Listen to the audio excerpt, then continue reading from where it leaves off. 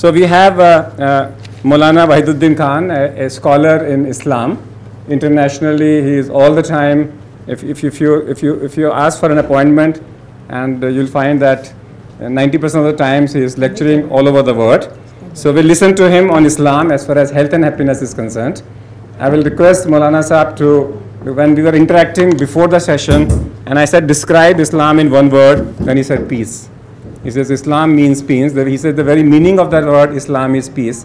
And I'll ask Maulana Sahab to talk about the spiritual practices in Islam which leads to peace and happiness.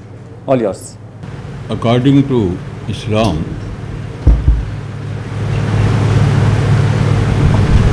the supreme principle in life is, I'm talking about the topic, present topic, that is health and happiness. So according to Islam, the supreme principle is al-fitra, that is nature.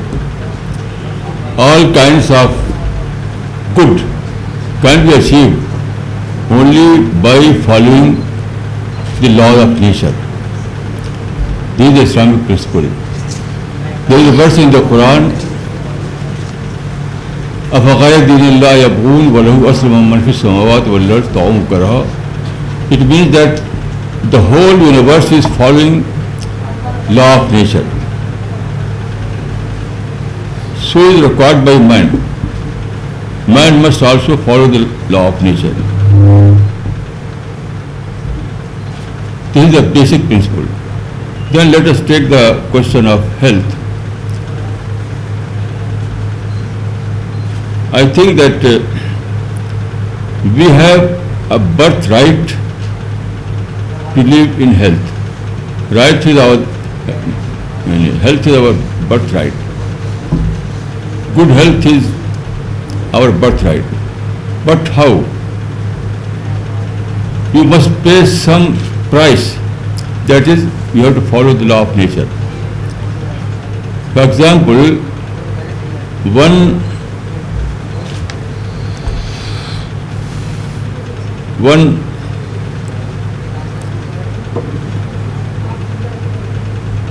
must avoid overeating. He must take simple food. He must avoid alcohol, all those harmful items like alcohol, drugs and smoking, as well as bad habits, that is harmful habits. If you follow these principles of nature, then you will certainly enjoy good health. I would like to refer a very interesting story. During the Prophet of Islam, one doctor from Syria came to Medina. He opened a clinic over there. But he waited up to long, but there was no patient turn out. He complained to the Prophet. Prophet said that we do not fall ill because we follow a very simple principle. That is, we always eat less than hunger, and we leave our rest of the stomach for water.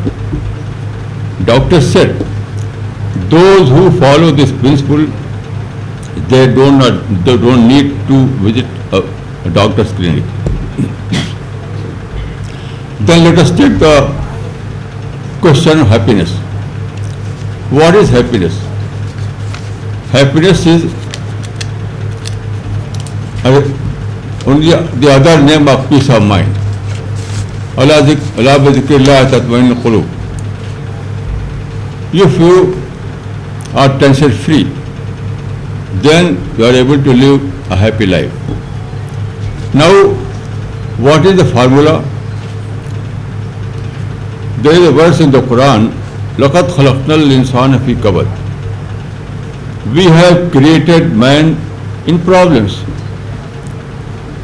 So you have to take problem as an integral part of life, an integral part of creation. So don't try to eliminate the problem, but try to manage the problem. This is a simple formula of having a tension-free life. Because if you are tension-free, then you can enjoy peace of mind, and then you can enjoy happiness. Then I would like to say that nature has given a demonstration by the rose tree. You know, every branch of rose tree has a beautiful flower. At the same time, there are thorns. So it is a demonstration by nature. It means that you have to live just like flowers. Flower is able to live in peace with thorns. So you have to learn this art. If you want to have a happy life, then you have to adopt this life that is demonstrated by nature. Then I always cite the example of cow. What is cow? Cow is a divine industry. You know, the cow takes grass and returns milk. It means that cow is an industry that is able to turn non-milk into milk. So you have to learn this art. You have to try to turn the negativity into positivity. This is given in the Quran in these words. وَالْقَاذِبِينَ الْغَيْظَ وَالْعَافِينَ عَنِ النَّاسِ. You must develop this art to turn the negativity into positivity. This is the only formula of happy life. Because we cannot create a new world. We are competent to live in this world that was created by God. So we have to find some adjustment. When you are not in a position to create a new world, then what is the other option? So if you adjust with the nature, then there is no problem. There is a simple formula given by Islam in the Quran. Thank you, Maulana Sahab. Very well said. But the medical prescription which I get is that if you want to be happy, you can follow the Islam way, that is follow the nature. We have lots of people from naturopathy sitting here. Follow the nature, manage your problems, and he said learn to live with, yet you have thorns, yet to live in peace. That's the second prescription Islam has given. And of course the third prescription the Islam has given is to think differently, to manage differently, learn to convert a negativity into a positivity. Like the example given is that of a cow as an industry, convert a grass into a milk. And that's what all our journalists, we have a national editor of one of the newspapers, Dhananjay ji, is sitting here, and that's what they do, convert a negativity into a positivity. And if all our journalist friends start converting negativity into a positivity and start writing positive stories, we'll find a different versions. We may get lots of violence, criminal stories, but if we start getting positive health stories, I think that will answer a lots of our questions. Thank you, Maulana Sahab. But one more question, Maulana Sahab, about today's, do you have anything to comment on today's newspaper talking about the God particle? I think that now it is not a very established idea.